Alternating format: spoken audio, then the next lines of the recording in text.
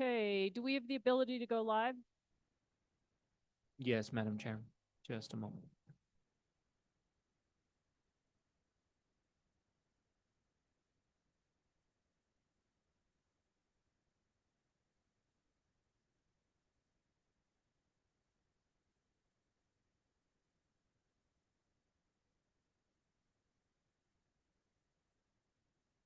Madam Chair, we're live. Okay, thank you. At 1:11, I'm calling to order our last day of budget hearings, April 29th. And if we could get a roll call, please. Certainly, Madam Chair. Councillor Cassett. Here. Councillor Faulkner. Here. Councillor Lee Garcia. Here. Councillor Lindahl. Chair Romero Worth. Yes. Madam Here. Chair, you have a quorum. Great. And we don't have changes that I'm aware of to this agenda. No changes from staff, Madam Chair. Okay. Is there a motion? Shin? To approve. Second. Motion and a second to approve the agenda. All those in favor, aye. Aye. Anybody opposed? That motion passes. I just want to thank the Finance Committee for the last 6 days, 2 weeks of budget hearings.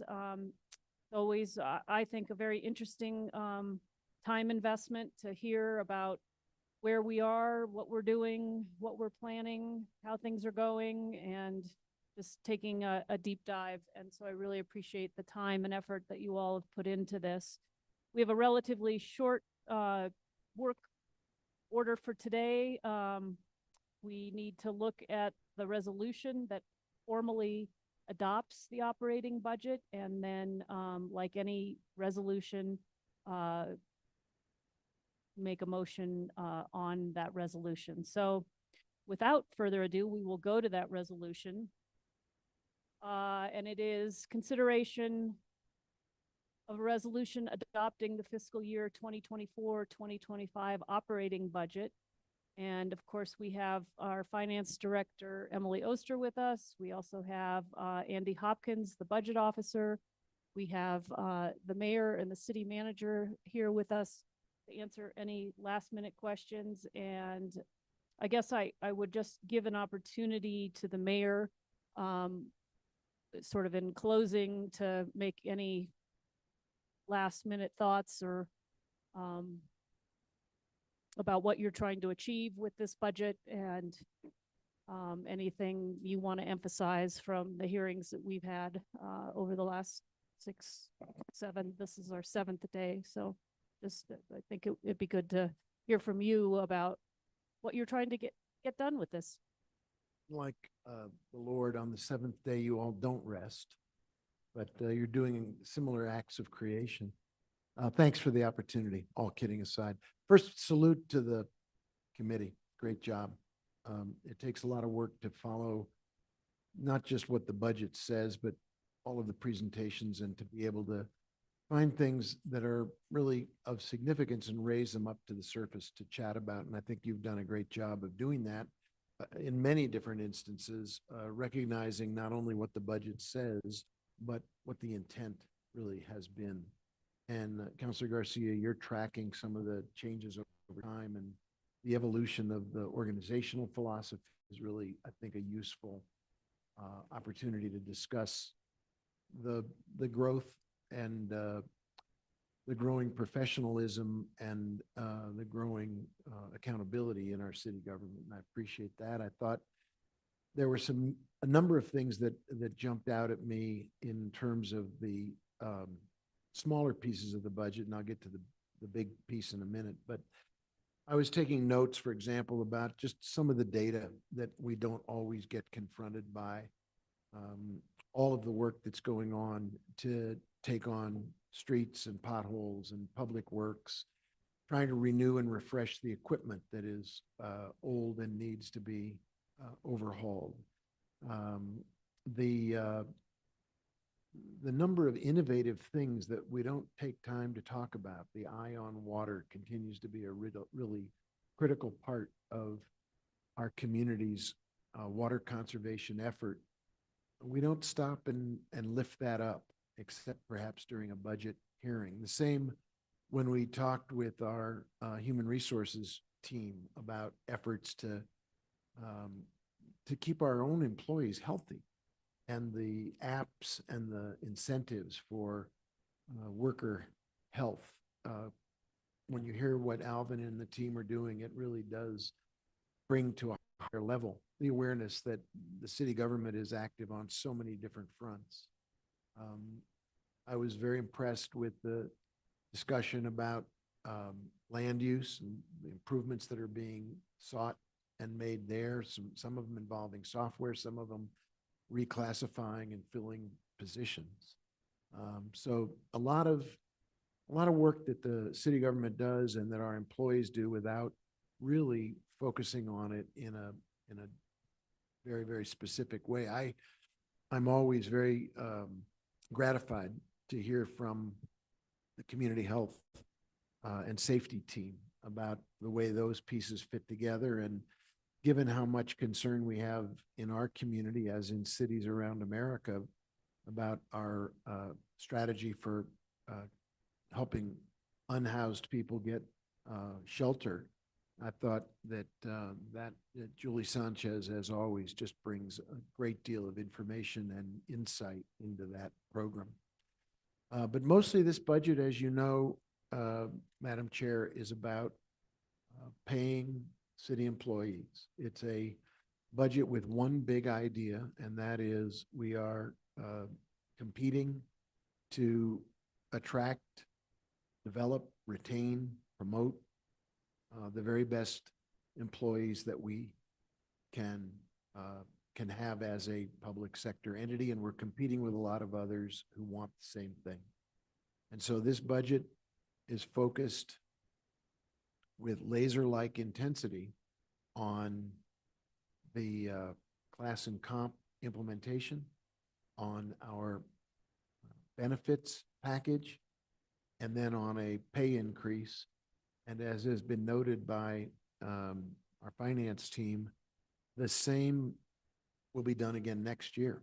It's not one and done. We are going to continue to have to do this year after year because this is the bedrock capability of city government. It all rides on the people who we depend on, who work for the city and then deliver the work to the people of Santa Fe. So I think that message came across loud and clear in all of the presentations, and I think it really ought to be conveyed to our employees how much we value them, how much we respect them, and how we intend to continue to support them not only with pay increases, but also with equipment that lets them do their jobs, with their managers recognizing them and giving them the tools they need to do their job. And then, as I said, with HR, being concerned for their overall health and well-being, whether it's because of a diet that we're trying to improve, or with people in public safety to make sure they have mental and behavioral health support if they run into an issue from the job that affects their overall well-being. We want to help them be healthy public safety employees. I'd point out that this last Saturday, there was a rapid hiring event that was really well attended. I got there about 10:30 in the morning, 11 o'clock. They had already been writing 3 or 4 offer letters. And it tells me that when you have a plan and you implement it, you will get results. And our plan revolves around our employees.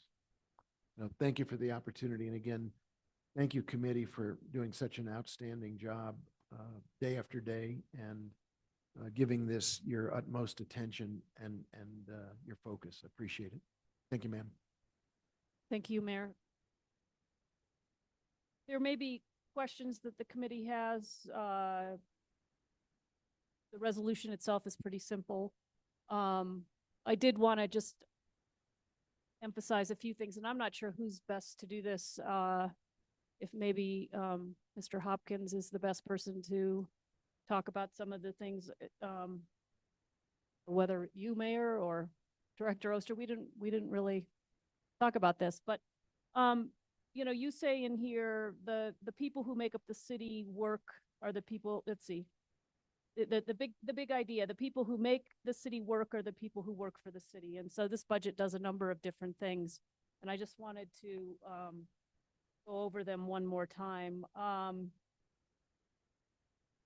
We are, doing an across the board, I think sometimes called a COLA, cost of living adjustment. Or most people know it, I think if you're a city employee, it's just a raise.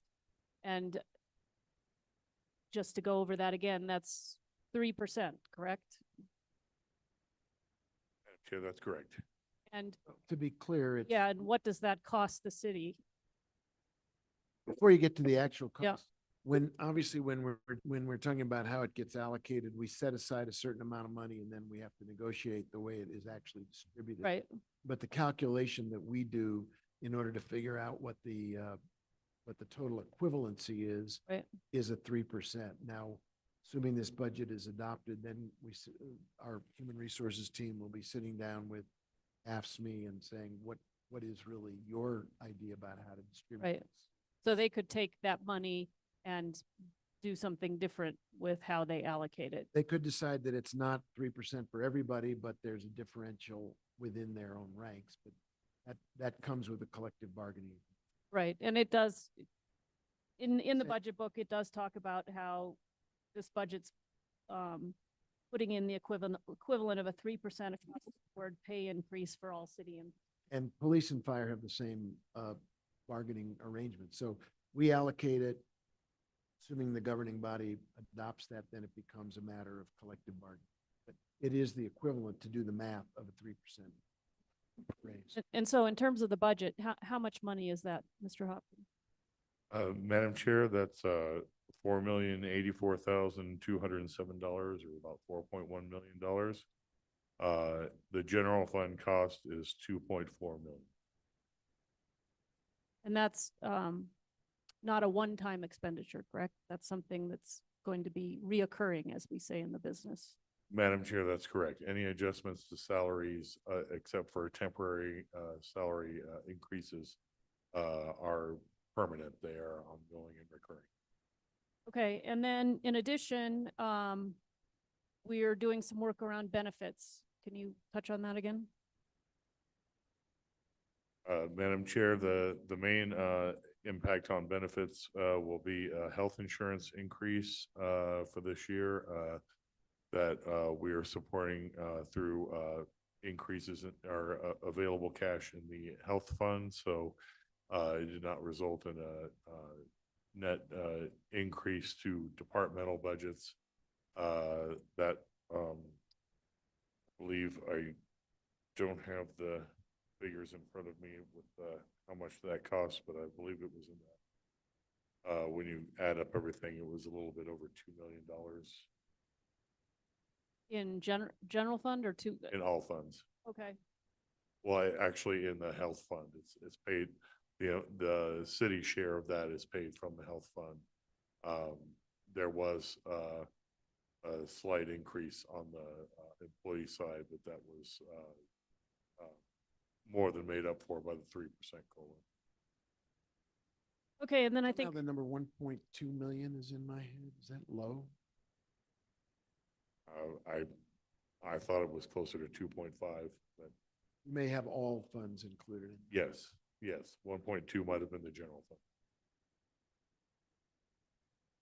maybe this is a teachable moment. Can you just speak briefly to all funds versus general fund versus? Yes, Madam Chair, the city, the overall city financial picture is composed of approximately 77 funds.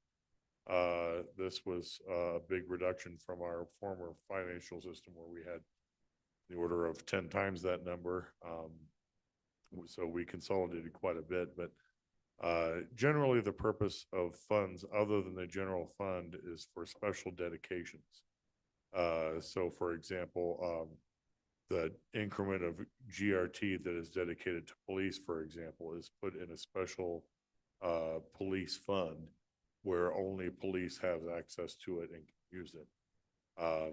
There's other major funds that you might have heard about are the 365 fund, the 0.5% GRT fund. That is an increment of GRT that is dedicated to capital debt and capital maintenance, as well as management of the city's CIP program. There's also another major one is the gross receipts tax fund, which is separate from the gross receipts tax increment that goes into the general fund. It contains the increments of gross receipts tax that are dedicated to special purposes, such as the largest increment in there is dedicated to transit and quality of life. There's also another increment in there dedicated to the GCCs, operations and debt. Another increment that was originally dedicated to paying off the rail yard debt. It is still being used to support the rail yard, but some of it is used for other purposes as well. Then there are the enterprise funds for those entities such as the utilities or the convention center, the GCC, that are all or mostly self-supporting, that basically have at least a sizable percentage of their operations that are paid for by their own revenues, such as, in the case of convention center, convention center fees, concessionaires fees, things of that nature. There are many special revenue funds, what we call those. A lot of those, not all of them are, but most of them are dedicated to grants, because it's not good financial practice to have, grants just coming into the general fund where they mix in the pot with everybody else. So they can be segregated and made sure that, we're only using the grant money for the grant purposes. The general fund itself, one of the things that a lot of people struggle with is that the general fund on the expenditure side is all broken up into departments. There's a finance piece of the general fund. There's a police piece of the general fund. There's a fire piece of the general fund. One of the misconceptions that, we get a lot is that, well, what piece of revenue is dedicated to the general fund, to fire in the general fund, or to parks in the general fund? The answer is none. General fund revenue is a large pie that every year the amount going to various departments might shift a little bit based on need, based on other factors, but there is no revenue in the general fund that is specifically dedicated to this or that. That is what special revenue funds and other funds are for, is for those revenues that are dedicated. Another example would be like the state shared increments of GRT that are dedicated to economic development, children and youth, or human services.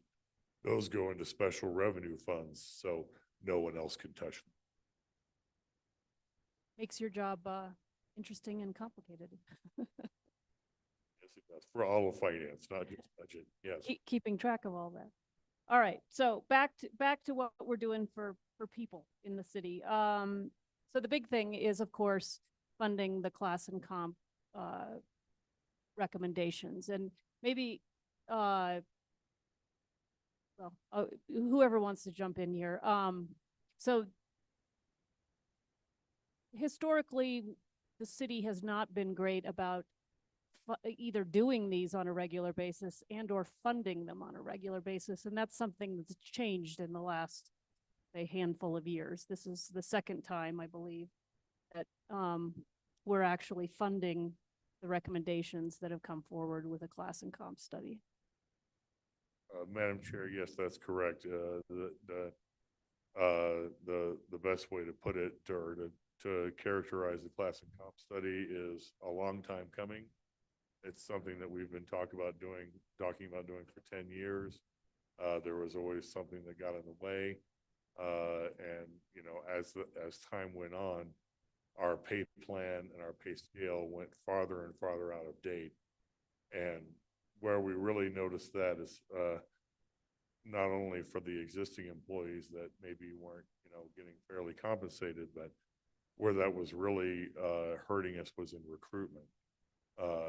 Someone would apply to a job at the city and say, well, that looks interesting, but then they see the pay and like, no, I can make a lot more working for the county or for the state. we try to tell people, well, you know, you have to take into account the city has a much more generous benefits package. The city pays a greater share of PIRA retirement costs. So, you know, your actual take home is going to be maybe $2,000 or $3,000 more a year. But it's kind of one of those things that, you know, people hear that and it registers, but it's not really, it doesn't really, you know, sway them the way the hourly rate does. Right. So, And the study showed we were approximately 18% below market in terms of our pay scale. I know you're probably not, we should have Bern here for many more details, but just roughly. Madam Chair, that sounds correct. Yeah, Vern would have to give the definitive number up. Okay. I think that's what I remember, somewhere in that ballpark. And we know that we have vacancies across the city, and some of those vacancies we have tried to hire for, to your point, and we haven't been able to. And if this class and comps funding gets put in place, we will be in a better position, we hope, to hire some of these positions we've been looking for, and that will increase our capacity to do the work that the city really needs. And that's some of the thinking behind funding this class and comps and doing it. We're doing it in 2 phases. This seems to be the bigger chunk, I think. Madam Chair, that's correct. And there were a lot of unfortunate knock-on side effects of not having a class and comp study done for so long. For example, one of the things that many people notice is, well, you know, Joe Blow has been here for 10 years doing the same job, and we have someone else coming in in the same job, and they're making $2 or $3 more because the department moved money around to be able to recruit somebody. And so we have the unfortunate position of someone who's brand new to a job and not experienced. You know, they might be an excellent candidate, don't get me wrong, but they're not as experienced as someone who's been doing this job for 10 years, and yet they're making more than them, because just to recruit them, we had to increase them, but we weren't able to increase the person who was in that job for a long time.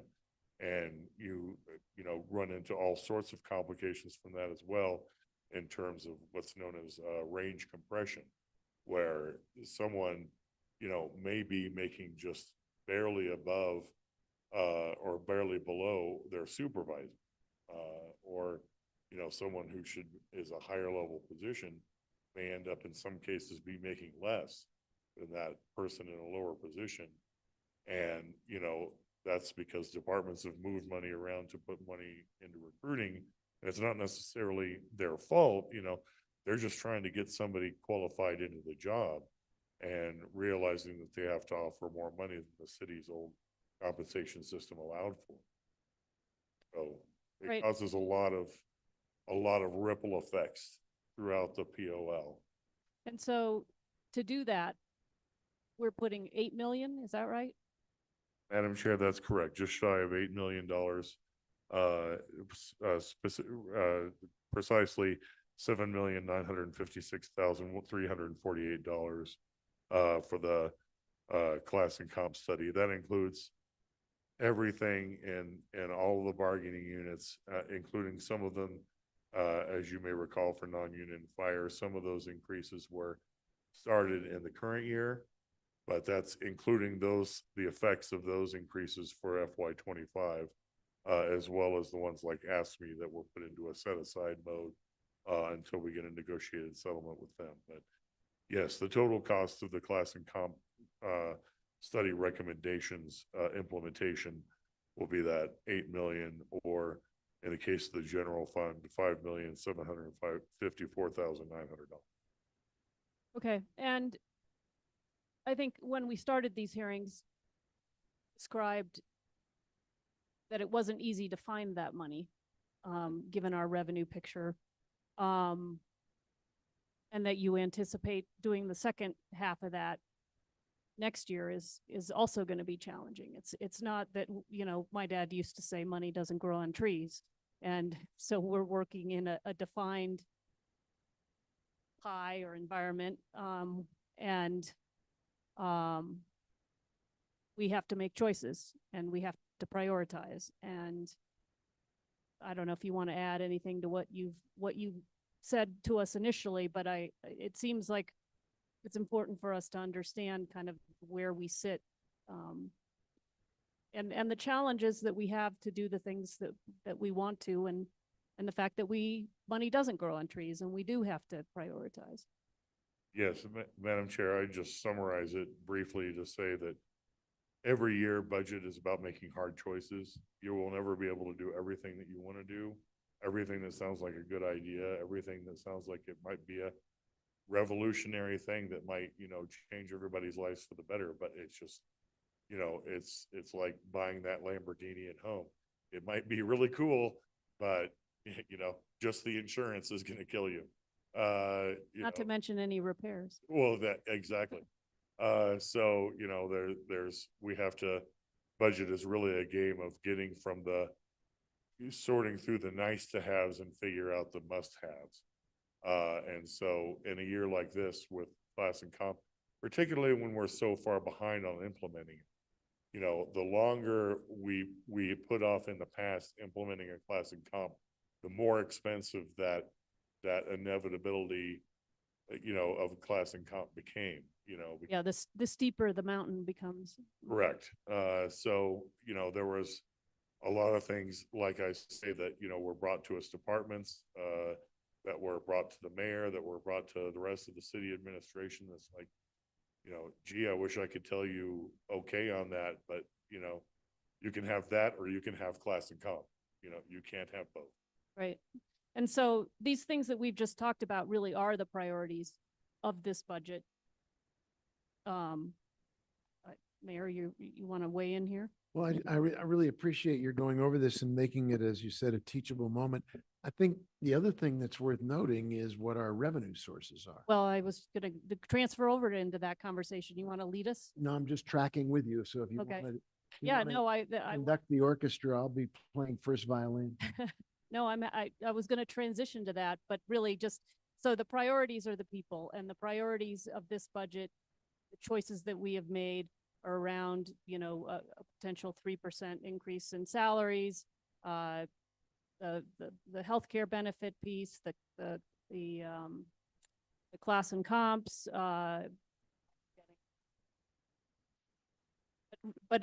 but really that's where the bulk of the choices are being made this year. And Madam Chair, I would just emphasize too, even if you're talking about, oh, we're going to have a contract for, X million dollars to do ABC, even though it sounds like, oh, that money's going out the city, you still have to have people in the city to manage that contract, to facilitate the work of those contractors, to get it all through the system, get all the ducks in a row. So really nothing happens without people, in any organization, even little dinky ones like budget with only 4 people, if it weren't for those 4 people, including our newest analyst, Christina Martinez, who's here for her first day today. Oh, wow. She Yeah, moved because I over. thought you were just a department of 3. I was like, whoa. Yes, so welcome to Christina. But yes, and Anita and Chris sitting back there as well. We couldn't have done it as well without the help of Alexis, our assistant finance director as well. But yes, I mean, as much as we try to automate things, we'll have our new Questica module coming along to automate things even more. It's still, none of it would work without brains behind it, Yeah. looking at it, seeing what makes sense. Great. And now I do want to talk about the revenue side, and sort of where I was going to with money doesn't grow on trees. I mean, we've seen our GRT, our lodgers tax recovering from the pandemic, but they too don't go up forever. And I think, the internet sales tax, my understanding has been a really important shot in the arm for the level of GRT that we've had. That has represented a significant portion of any growth that we've seen. But we're not really seeing that source is starting to level off, and we have to think about that as we make priorities in budgeting. Right. And Madam Chair, I would add that, you know, if you look at a graph of the national economy, you will see ups and downs, you know, there, you know, beginning with the financial reforms, after the New Deal, that tended to moderate those ups and downs a bit from the huge panics and crashes of the late 19th century to the huge growth that would follow it, and then the huge panic and crash that would follow it. You know, some of that has moderated, but it's still there. The economy is still a cyclical beast. Right. And what we see with GRT, and lodger's tax too, to the extent, is the curves almost mirror each other. It's just GRT tends to lag by a year to a year and a half. The economy may go down, and then a year and a half, 2 years later, GRT goes down with it.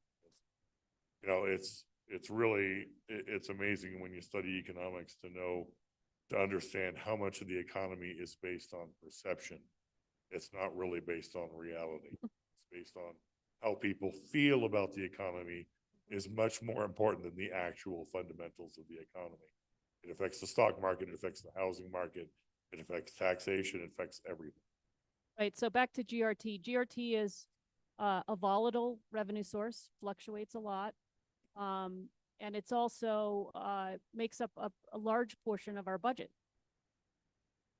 Madam Chair, that's correct. It's approximately, usually about between 70 and 75% of the total revenue budget. So it's a huge, huge factor. Right. It's, no other factor comes even close to matching it in terms of its effect on all city operations. So the fact that it's leveling off, it really has an enormous impact on our ability to continue to expand the city's budget. Madam Chair, that's correct. And, you know, while we'll still are able to do some nice one-time things, and we're going to be bringing those forward, including everything from, you know, fixing roads, to affordable housing, to, you know, all kinds of areas of the city where we can put some one-time money in there. We have to be really careful, and, you know, we often have to tell people, you know, well, I want to use my one-time money to add 2 new people. It's like, well, that's not a one-time expense. That is a recurring expense.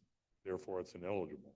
So you know, it does give us the ability to, you know, address some areas that are maybe behind. We're certainly behind on our infrastructure maintenance. That's one of the things that's really a critical need in Public Works. They've been, you know, doing a great job of catching up with it, keeping up with it as much as possible. But, you know, it's a never-ending problem.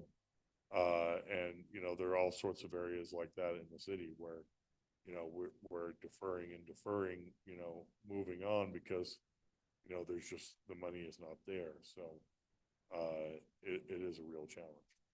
Right.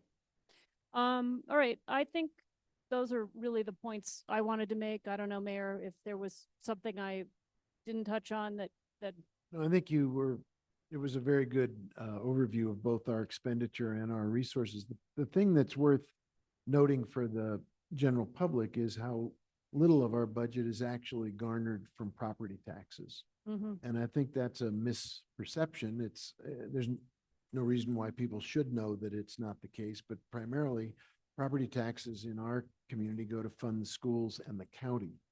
And in some ways, it's a much more stable and predictable increasing revenue stream compared to GRT, so that we really don't have a deep dip into that revenue source.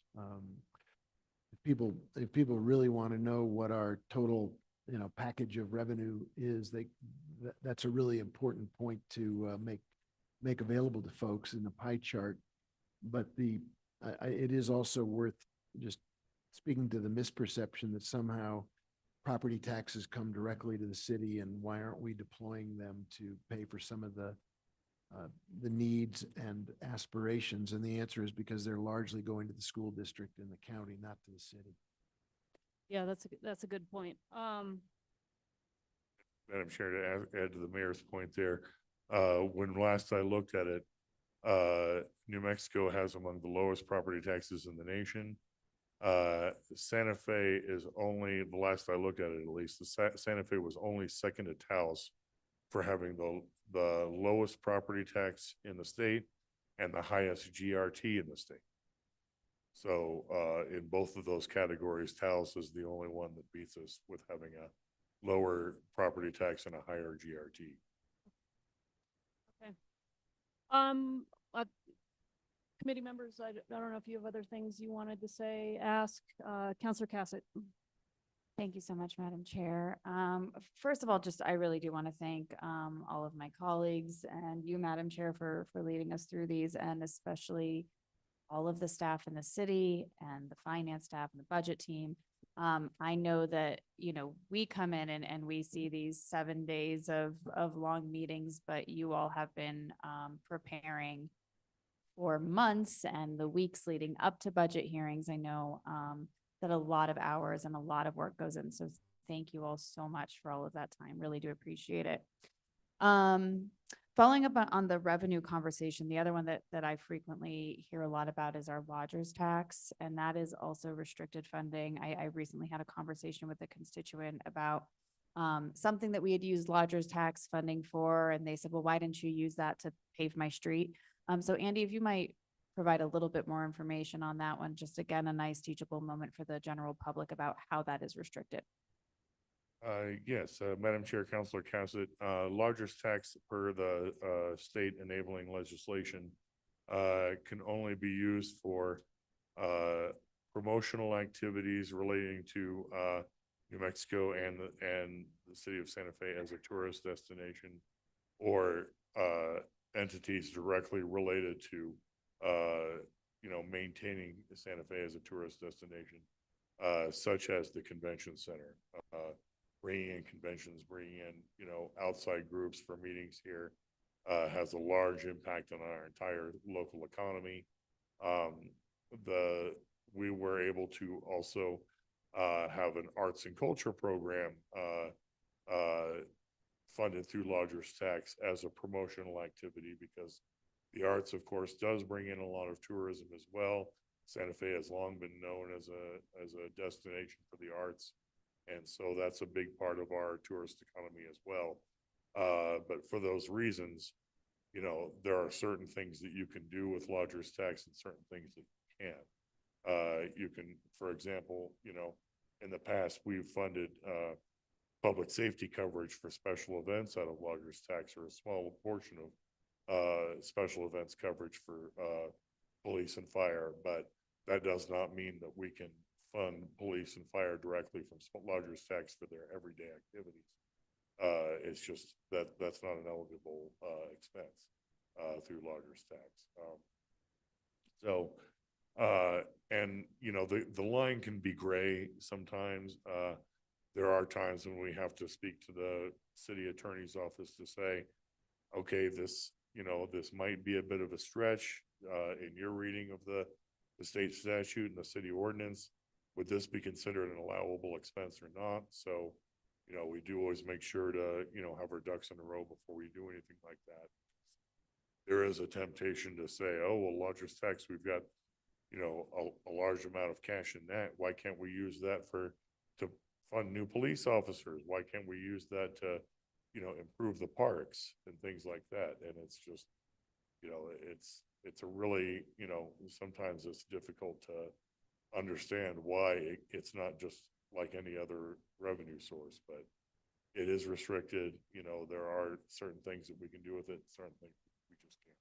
And that's a similar case for some of our enterprise funds as well. I know I hear sometimes, every once in a while, the water fund pops up as something that people want to use for funding public safety. And that we have similar restrictions there as well, correct?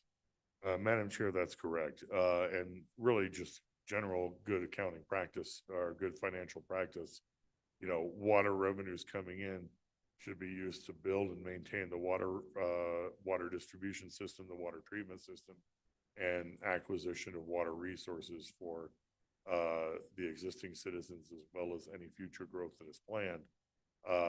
It should not be used for just general fund activities. And vice versa as well, you know, the water revenues are fully fund the water utility. There's no need to put general fund or other funding sources into the water utility because it's, you know, it's robbing poor Peter to pay rich Paul. You know, it's just, you know, something that we really, you know, frown on very much, when that's suggested. So, you know, particularly the utilities more than any place, the only places in the city that I would say are really, you know, I don't want to say flush with cash, but, you know, really don't have a problem with, you know, worrying day to day about, you know, oh, is our revenue source going to crash? We don't have enough money to do this. We don't have money to do that. Are the three utilities and the lodgers tax funded activities. They generally can, you know, have the wherewithal to spend a lot of money for new initiatives, new programs that the rest of the city just doesn't have. Or if you wanna. do a follow-up? Yeah, so just, I just want to jump right there though, because I think this is, that's an important point, which is those funds are built by rate structures. So we charge people for those services based on a rate structure, and that rate structure is really built to be able to fund the sorts of things that we need to maintain those different sectors. And so that's part of the reason why they are healthy. And when they start to become unhealthy, that's when we start to look at the rate structure and whether we're charging people appropriately for the service that those different sectors are providing. And so I think that's just an important point about where that revenue comes from and how it's built and how we look at the rate structure, what we charge people for water, for sewer, for trash pickup. That's all really thought out in advance about what it costs to do those things. And Madam Chair, too, it should be remembered that these are fees for services. You know, when I pay my water bill at home, I expect it to be going toward maintaining the water system, you know, developing water resources. I don't expect it to pay for, you know, a contracts administrator in land use or, you know, an evidence technician in police. That's not what those water rates are dedicated for, or wastewater rates or solid waste rates. That is not what they should be used for. And then, you know, the other thing I want to say, Andy, you touched on this briefly, was about, you know, you said something along the lines of we can't do anything without people.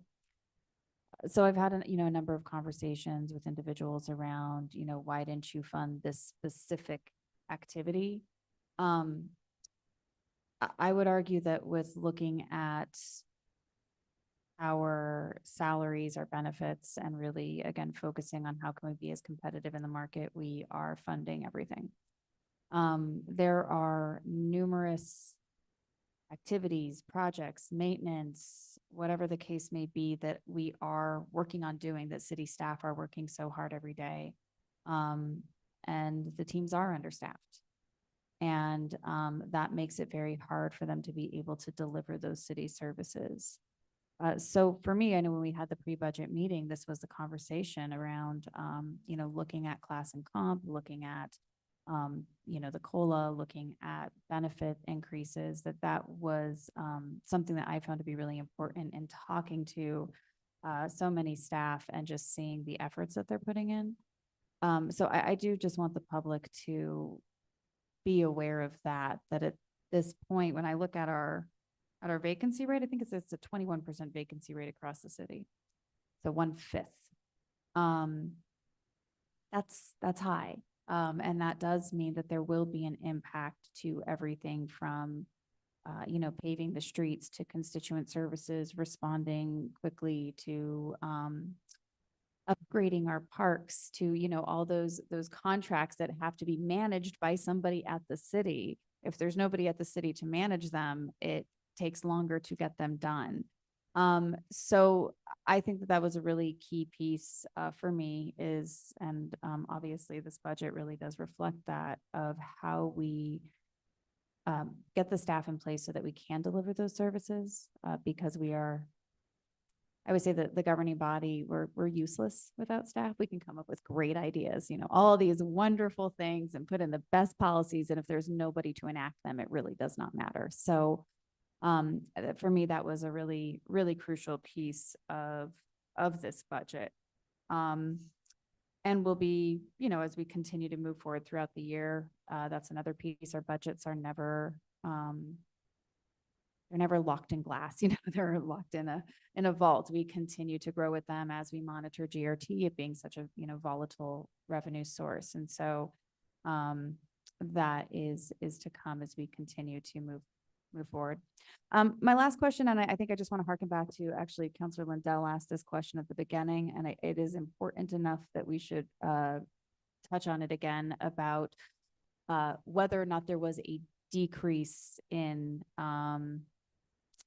these massive decreases in the budget. And what we were looking at was the mid-year of FY24 compared to FY25, and why that does not reflect in departments being cut. I had this conversation, somebody asked about the community services budget, and they said, wow, you guys cut the community services budget a ton.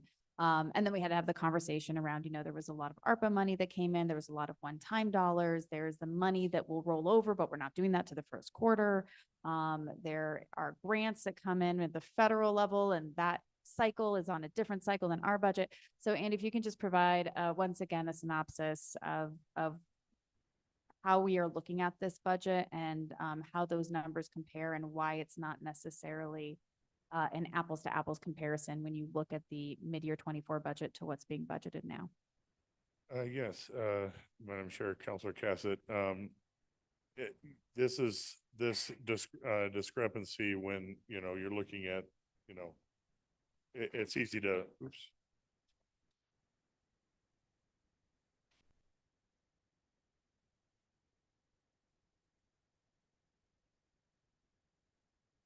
It's easy when you're looking at just the, year over year comparison as presented in the budget book to say, oh, well, this year's budget is lower, so we're cutting. And, really what we're talking about is the base that we're comparing against has grown over the course of the year. So, even though it's an increase in absolute terms from the beginning of last year to the beginning of next year, it's as last year's budget or the current year's budget really grows, that comparison no longer looks as favorable. And really where you really see that most is in budgets that are very grant heavy, such as community services, or money or departments where we've put a lot of one-time money in, such as public works, where we're, taking advantage of those one-time resources to, fill gaps in services. But at the same time, the more that happens, the more distorted the comparison gets. That's why for next year's budget, we're planning on having a column for, FY25 original budget, as well as the mid-year budget. So you can get a better picture in one book of, the apples to apples comparison. I just remind you that on page 11 of the book, in the mayor's transmittal letter, the second to last paragraph, we or actually it's sorry, it's I'm in the wrong place here. It is in the mayor's letter, the page 6, the first full paragraph on that page. When you look at that apples to apples comparison versus last year's or the current year's original budget versus next year's original budget, the general fund actually had an expenditure budget increase of $7.8 million or 6%. And when you look at all funds, the $440.1 million budget reflects an increase of $36.7 million or 9% when you compare it to the original budget. So, what looks like a decrease is in fact an increase from the, the day-to-day operating budget that, you can look at the original budget as something that's like a pure recurring budget, the term I use for this a lot is keeping the lights on money, like, keeping service levels at a baseline. Then we might have, one-time money coming in to maybe enhance services for this pilot project, or maybe catch up with some places where we haven't been able to keep up with, deferred maintenance or other things for a while, to kind of plug the holes, if you will. But, when you're looking at the original budget, you're talking about just this is the basic, city funded only for the most part. This is what the city can do locally. And it really doesn't take into account much in the way of grants from outside entities or, things where we're saying, okay, we can use a little bit of our reserve to do this, to plug this hole, to get this pilot project done, or to catch up with something that we've deferred for several years over here. So it's non-intuitive. It's something that we have to keep in mind, and it's difficult, I understand. And that's why we have you to explain these things to us. So thank you. No, I really do appreciate it. And then just, I one more last thing, I suppose.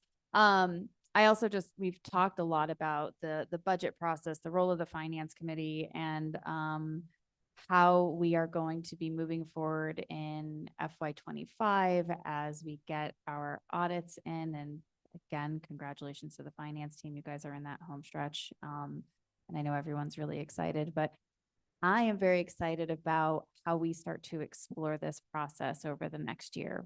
As we open up this capacity with our audits in and our audits going on time, and all the incredible work that Director Oster, you and your team have done to put processes in place to make sure that we're preparing for the audit all year. And really, I mean, it's been a major lift. And I know as finance committee, we get to see the benefits of that next year. And I know Madam Chair has spoken about a number of ideas that she has, and I'm really looking forward to that. And I think that it's going to be really interesting how that impacts budget hearings next year. So in my nerdy little, I enjoy everything about Municipal Government Way. I am very much looking forward to how that develops over this year, and how that both helps with us digging into this budget, as well as when we get to jump into FY26 next year. So again, thank you everybody so much for all the work, for all the time, and I will yield the floor. Other thoughts, questions, Councilor Garcia? Thank you, Madam Chair, and thank you, Andy, and everyone that was involved with this budget. I can see how intricate, time-consuming, and tricky it is. I come from a world where we do a lot more with a lot less, and when I look at the overall budget, and I don't want to go through the whole thing because I'll be here till tomorrow, but I did notice in revenues that there is a line item for property taxes. It's the general fund revenues, about $9 million, close to 10. And I don't know what that is, if you could explain that, because I know that the mayor, you mentioned property taxes, that we don't do a lot with that or collect a lot. Madam Chair, Councilor Garcia, that is basically the full amount of property tax that we get that is not dedicated to GO bond debt service. So whatever, first when we get our allocation of the county, they figure out, okay, how much do you need to pay your general obligation bonds that are backed by property tax, and then whatever remains in our mill levy amount is dedicated to the general fund. But as you can see, I mean, $9 million sounds like a lot, but when you compare it to, the GRT, which is, nearly 10 times that, it's really a drop in the bucket in terms of the general fund budget or the total budget. It certainly helps, that would be a big dent in our budget if it went away somehow, but it's really, you know, it's really a small piece of it, you know. If you just look at, for example, like utilities revenues, for like fees for services, maybe not in the general fund, but even just, in the all funds category of, on page, 13, you know, our property tax in all funds is about 11.5 million. You know, just our insurance costs are about 3 times that. Solid waste fees are, greater than that by 4 million. Wastewater takes in about $2 million more than that. Water fees are over 3 times. So, you know, in the greater scheme of the city's picture, property tax, while an essential piece of that overall revenue picture, is really a drop in the bucket. I understand that. I just kind of piqued my interest because I saw there is a line item there that we do get some, but, you know, in comparison to the GRT and everything else that the city does. You know, again, it's a very intricate, piece of our government, in regards to budgeting, and I know budgets don't always reflect the actual expenditures. And so, you know, don't want to get into way too much, but I just have one maybe question in regards to, I'll lay out the framework for my question. So proposed budget, we're at 440 million. Mid-year budget was 483, and I do appreciate the questions by Councilwoman Cassett in regards to, you know, I know that it's, you got to start breaking it down, where it shows an overall decrease, but that was from the mid-year. So that's about $93 million less, no, 43 million less than the mid-year. If you take a look at 22 to 23 actual expenditures, it's about 93 million more. 21 to 22, that budget was 330 million, that's about 110 million increase. And from 2020 to 2021, that budget was 291 million, so about 150 million. And so it's a quite a big jump from over the years. What can you attest the major increase into expenditures overall? Madam Chair, Councilor Garcia, there are a variety of factors playing into that. We're still dealing with, for example, some supply chain issues, kind of the COVID hangover of being able to get equipment purchased, get services done over the course of the last few years. So that leads to under expenditures, but really probably the greatest factor is the vacancies. The fact that we have not been able to fill those vacancies, that does not mean that we cannot budget for them. We do budget a vacancy credit of 6% for entities between 5 and 9 positions, and 12% for entities that have greater than 10 positions.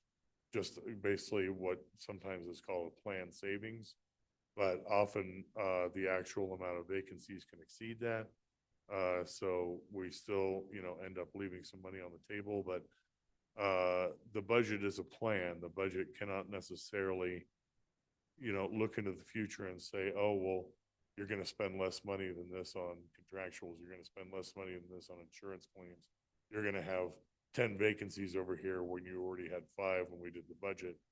You know, it's, you know, we talked about some of this with some of the counselors in our one-on-one meetings, where it's like, well, you know, let's put the money in there, but we probably won't spend it, so it won't hurt the budget. And it's like, well, no, if you're putting the budget in there, that means it can't be used for anything else. We can't budget the same dollar twice. So, you know, we have to budget based on, you know, ideally, you know, everything's going to go smoothly. We're going to have all our vacancies filled. We're going to be able to contract every dollar that we say we are. And, you know, the contractors are going to spend that money on time. It rarely works out that way, but for those areas where it does, we can't be hamstrung by the fact that, oh, well, we assumed it was gonna take you twice as long as it took you to do this. So we cut your budget in half.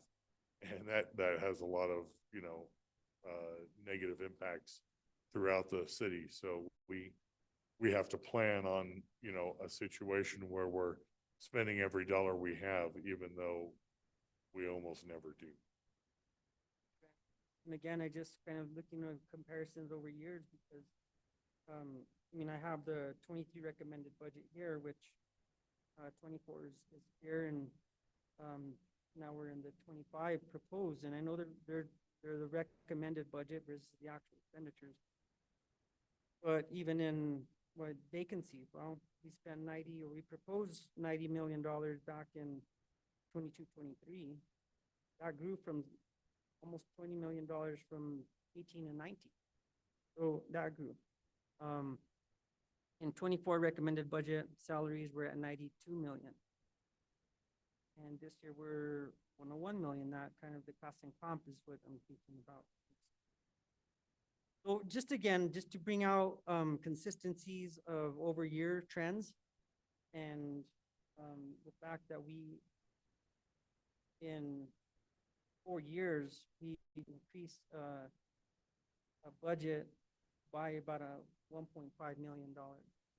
And so I think it makes us as a governing body obviously very responsible in making sure that that money is expended and utilized appropriately. At the end of the day, no matter how you look at it, it's taxpayers' dollars, and it's and yes, there's fees involved with that because we do collect fees from the city. We have a huge responsibility as a government to make sure that it is spent appropriately, and that services that are provided by the city are done in an appropriate manner, in a timely manner. And so, again, kudos. We're getting back on track with those audits, and I think that's a big thing that that people are looking at. But once you have the money now, how do you spend it? So some people say in Spanish, el chiste no es sacarlo, es pagarlo. And that means it doesn't, it's the trick is not to just get the money and buy it, but how do you pay it off? And how do you utilize it properly? Those are my comments.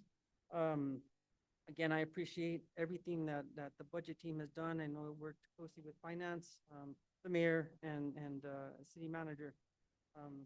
And so just a few things that I wanted to point out and kind of ask general questions. Thank you very much, Andy. Thank you, Counselor. Other comments? Counselor Falcon. I'd like to echo my colleagues. Thanks staff a lot for the work that you guys have put in. The work on the audits has been great, and also just putting this pack together. I know how much work's involved in that. I really appreciate you guys for that. And my fellow committee members, it was a great learning experience as a new counselor.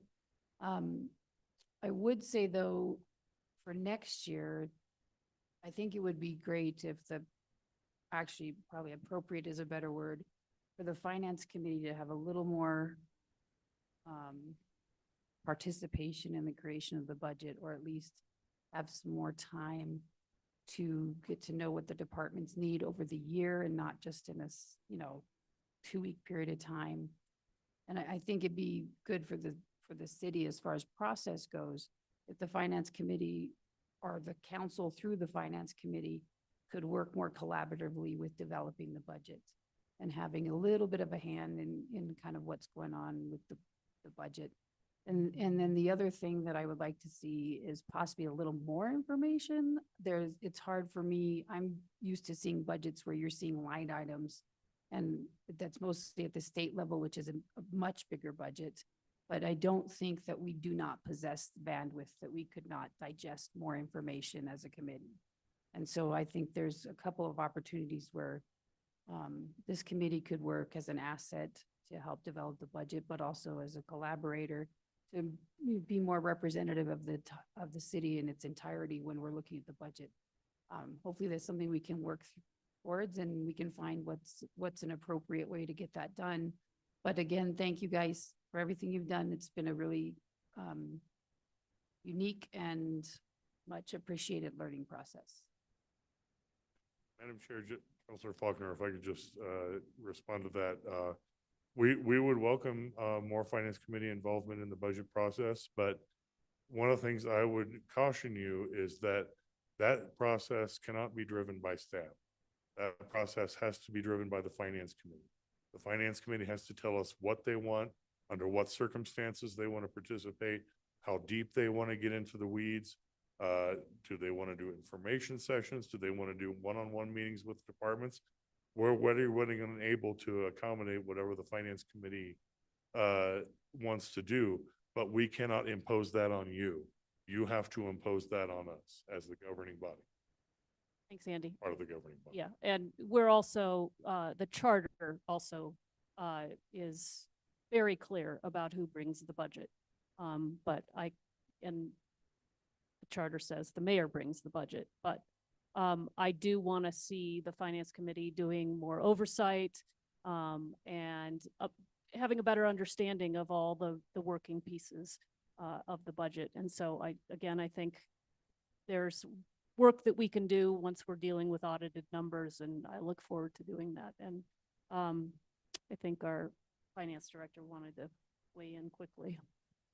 Thank you, Madam Chair. Just briefly, I wanted to circle back on a software that we're going to be implementing. It's called Questica that will help us modernize the budget process. And it's going to be a great new tool that I think will help both us at the staff level and also many other stakeholders. Will be able to provide you with more reporting, more real-time information. Just really excited about implementing that new tool for the budget team in the new fiscal year. Yep, and totally agree, and I've been talking about that too, so super psyched about that. Counselor Lindell, did you have anything? No, I've been doing this for a few years. Yes, you have. And, Thank you. Thank you for all you bring. thank you. I think that the process and the clarity this year was exceptional. And Andy, you do an amazing job. You come down from the back of the room every time that we stumble and almost skin our chin and stand us back up and get us going. It's an amazing team that you work with, and the leadership at this point. I see a real difference in how this happened this year. It's different than how it's been in the past. And I would also say that it's better. So thank you all very, very much. Okay, thank you. I want to make sure that everybody is paying attention to page 22 of the proposed budget. This talks about the vacant positions. It talks about the number of FTE that are being added through this budget. Of course, they can be funded from different sources as we started this conversation out. And I would just point to the 12 new FTE in fire and the 5 new FTE in police. Those 12 new in fire include 8 firefighter trainees, and 4 of the 5 in police are crime scene technicians. So if you want to take a deeper dive into the positions that are being added and the vacancies that we have, I think that's an important page, and I just want to flag it. Probably should have done it earlier, but got in just under the wire. So if there's nothing else on this, I would entertain a motion on this budget. Motion to approve. Second. We have a motion on the second on this budget. Is there any further question, comment, debate? Counselor Hassett. Are we making a motion to recommend approval of the entire budget of the governing body, or are we talking about the resolution right now? So basically that is Okay. the Okay, recommendation. just So wanted to see if we're doing those separately or together. well, so we approved, and I'll defer to the finance director. We approved each of the budgets as they came through. Now we're approving a vote of yes on the motion would be to approve the resolution. which then moves it forward to governing body, and that is the vehicle by which the governing body approves the budget so that it can be submitted to DFA by, what's the date? Madam Chair, June 1st. June 1st. So, and this resolution will go to the governing body on what date? Madam Chair, next week on Okay. May 8th, Okay, that will allow time for staff to prepare everything and submit it to DFA by the end of the month. right. So basically, just like any other resolution, the finance committee is heard it over the course of 7 days and is making a motion to approve or disapprove the resolution, and then it'll be considered by the governing body. All right, any other questions, comments? If not, if we could get a roll call vote, please. Certainly, Madam Chair. Counselor Cassidy, Yes. Counselor Faulkner, Counselor Lee Garcia, Yes. Counselor Lindell, Chair Romero Worth. Yes. Motion passes. Thank you. And again, I want to thank the committee, but I also want to thank the staff, both Director Oster, Budget Officer Andy Hopkins, and our Assistant Finance Director Alexis Latero, and then we have now 3, right? Budget staff. So for a total of 4, very exciting. Just agree to the other comments that were made earlier. We've spent 7 days looking at this, but the budget staff has been looking at this, thinking about it, molding it, putting it together for much longer, and just appreciate all that work and all the work that you've put in to help us not skin our chin and understand it and get the information we need. So many thanks to everybody. And if there's nothing else from counselors, I would just call it. All right, we're adjourned. Thank you. We're done.